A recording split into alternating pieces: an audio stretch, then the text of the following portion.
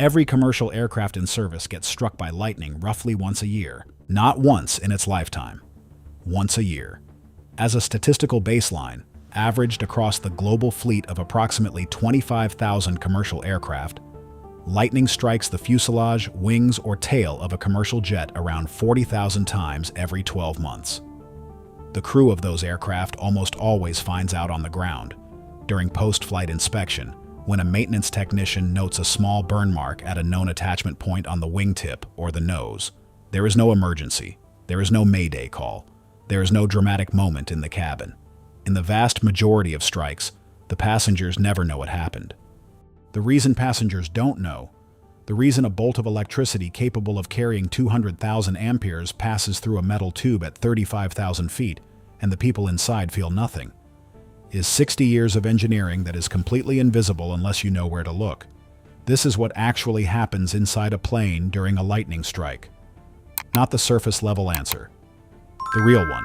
To understand what happens to the aircraft, you first need to understand what lightning actually is, because most people have a mental model that is missing the critical part. Inside a large cumulonimbus storm cloud, violent updrafts and downdrafts are moving at speeds of 100 kilometers per hour or more. Ice crystals and water droplets are colliding continuously as they're thrown around by these air currents. Those collisions transfer electric charge. Smaller, lighter ice crystals acquire positive charge and are carried upward by the updrafts toward the top of the cloud. Larger, heavier graupel particles, essentially soft hail, acquire negative charge and settle toward the cloud's base. Over the course of minutes, the cloud separates into a massive natural capacitor. A large negative charge region at the bottom, a positive charge region at the top. The negative charge at the cloud base induces a positive charge on the ground and on objects below, buildings, trees, and aircraft. As the charge separation grows, the electric field between the cloud and the ground intensifies. When that field exceeds the breakdown voltage of the air, roughly 3 million volts per meter, the air begins to ionize. An invisible channel of ionized air starts propagating downward from the cloud base in a series of steps, roughly 50 meters at a time, pausing and branching as it descends. This is the stepped leader, the precursor to the main lightning channel, invisible to the naked eye, moving at around 200,000 meters per second. From the ground and from elevated objects, a separate channel of ionized air, the upward streamer, propagates upward toward the descending stepped leader. When the two meet, the circuit closes. A conductive channel exists between the cloud and the ground. And then the return stroke fires, a massive surge of current racing upward through that channel at roughly 1/3 the speed of light. That return stroke is what you see as the lightning flash. It lasts approximately 1/10 of a second. It carries 20,000 to 300,000 amperes. It heats the channel to approximately 30,000 Kelvin, 5 times the surface temperature of the sun. Here is the part that most people get wrong about lightning in aircraft. The mental model most passengers have: lightning bolt falls from sky, hits plane, electricity goes through plane, bad things happen, is missing a step that changes everything. A commercial aircraft in flight, passing through or near a charged cloud region, does not passively wait to be struck. The aircraft distorts the electric field around it. The metal extremities of the airframe, the nose, the wingtips, the engine nacelles, the tail, concentrate the electric field at their surfaces. That concentration extends the stepped leader's path. In many cases, the aircraft itself initiates the discharge by launching an upward streamer from one of those extremities to connect with a descending leader from the cloud. This means the aircraft is not the victim of a lightning strike. In a significant proportion of aviation lightning events, particularly those at lower altitudes in charged cloud environments, the aircraft is the trigger. It completes a discharge channel that might not have formed, or would have formed elsewhere, without the aircraft's presence in the field. The practical consequence of this is something pilots know and passengers almost never do. The highest lightning strike frequency doesn't occur when an aircraft is directly below a storm. It occurs when an aircraft is flying through or adjacent to a charged cloud region at cruise altitude. The aircraft is inside the electric field. It is part of the system. Once the discharge channel forms, the current enters the aircraft at one attachment point and exits at another. The entry point is typically the nose or the radome, a wingtip, or an engine nacelle, the sharpest extremities where the field is most concentrated. The exit point is typically at the opposite end of the aircraft, the tail cone, the horizontal stabilizer tips, or static discharge wicks, small pointed devices mounted along the trailing edges of wings and tail surfaces specifically to bleed off charge and define exit paths. On the exterior of the aircraft, those attachment points show scorching and erosion, sometimes a small pit a few millimeters across, occasionally a burn track running aft from the entry point across the metal skin. This is what the maintenance technician is looking for on the post-flight inspection. It is, in almost every case, the entirety of the visible damage. The reason passengers feel nothing during a lightning strike comes down to a principle Michael Faraday demonstrated in 1836. A hollow conductor distributes charge on its exterior surface, and the electric field inside a closed conductor is zero. A commercial aircraft fuselage is a closed aluminum shell. When lightning current enters at the nose and needs to travel to the tail, it takes the path of least resistance, the highly conductive aluminum skin on the outside of the aircraft. The current does not travel through the interior cabin. It travels around it, through the metal structure of the fuselage exterior, from the entry attachment point to the exit point at the tail. The passengers inside are, in effect, inside a Faraday cage. The charge distributes on the outside. The inside is shielded. This is why there is no shock, no sensation, no visible effect inside the cabin. The physics that protects them is the same physics you exploit when you stay inside a car during a lightning storm. The metal body conducts current around the occupants, not through them. However, the Faraday cage analogy has limits. A real aircraft is not a perfect closed conductor. It has windows, doors, wiring runs, fuel systems, and electronics that all penetrate or are embedded within the conducting structure. Each of those represents a potential path through which strike energy could couple into the interior.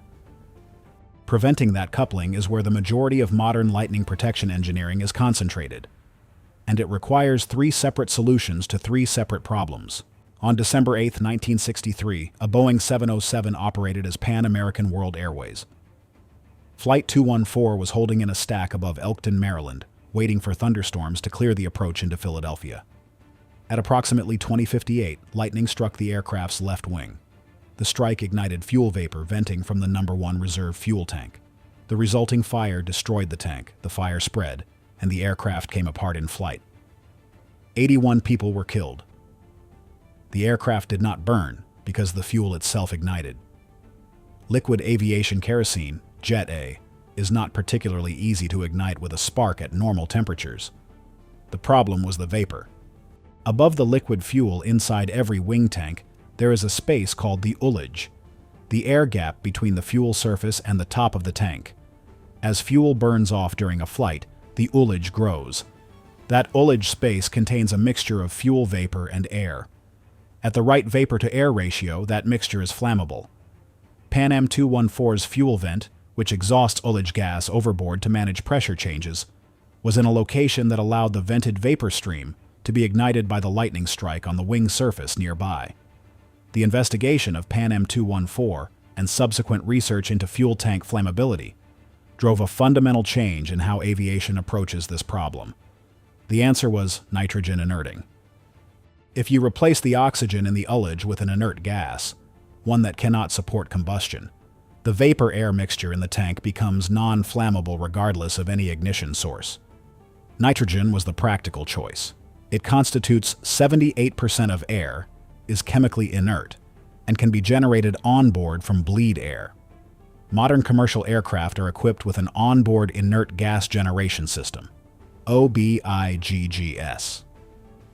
It uses a molecular sieve to separate nitrogen from engine bleed air and routes the nitrogen-enriched gas into the ullage space of the fuel tanks, displacing the oxygen-fuel vapor mixture. The system operates continuously during flight, maintaining the ullage at a low enough oxygen concentration that the mixture cannot ignite regardless of temperature or ignition source. Additional protection comes from aircraft bonding. Every metallic component in the aircraft structure is electrically connected to the common aircraft ground through bonding straps and conductive fasteners. This ensures that when lightning current passes through the aircraft, there is no voltage potential difference between adjacent components that could generate an internal arc. Every fuel line, every tank fitting, every valve is bonded to the structure. The goal is to ensure that lightning current has only one path, the exterior skin from entry to exit. No detours through fuel system components. In 2009, Boeing introduced the 787 Dreamliner, the first commercial airliner to use carbon fiber reinforced polymer as the primary structural material for the fuselage and wings. Carbon fiber composites offer significant advantages over aluminum. They are lighter, they do not fatigue or corrode in the same way, and they can be molded into complex shapes that would require riveted assembly in metal. The 787 fuselage sections are formed as single-barrel structures, eliminating thousands of fasteners. But carbon fiber composite has a fundamental problem for lightning protection. It is not a good electrical conductor. Aluminium has an electrical conductivity approximately 1,000 times greater than a typical carbon fiber composite layup. When lightning current tries to travel through a composite structure the way it would travel through an aluminum skin, the composite's high resistance converts electrical energy to heat. The current does not distribute smoothly across the surface. It concentrates along the fibers and generates localized heating that can ablate, delaminate, or burn through the material. A composite airframe without lightning protection would not survive a direct strike. Boeing's solution was to embed a layer of expanded copper mesh within the composite skin during manufacturing. The mesh is incorporated directly into the outermost ply of the composite layup, a thin, lightweight network of copper that sits just beneath the paint surface across the entire fuselage and wing skin. When lightning current enters the aircraft, it flows through the copper mesh rather than through the composite fibers. The mesh provides the continuous conductive path that aluminum would otherwise supply, distributing the current across the surface and delivering it to the exit points without transferring destructive heat into the underlying composite structure. Every 787 in service has this copper layer built into its skin. It adds weight, approximately 450 kilograms per aircraft. But it is the price of using composite construction in a lightning environment. The mesh is inspected as part of the post-strike maintenance procedure. A strike that burns through the paint and damages the mesh requires repair before the aircraft returns to service. The copper layer is, in effect, the sacrificial component. It absorbs the strike so the structure beneath it doesn't have to. When a commercial aircraft is struck by lightning, the experience in the cabin is typically a brilliant white flash through the windows, intense enough to be startling even in daylight, accompanied by a sharp, very loud bang. Passengers near the attachment point sometimes report feeling a vibration through their seat or the floor. Overhead lights may flicker briefly.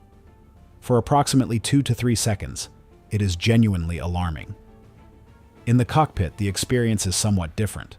The flash is visible through the windscreen and in the sudden illumination of the instrument panel. The bang is louder.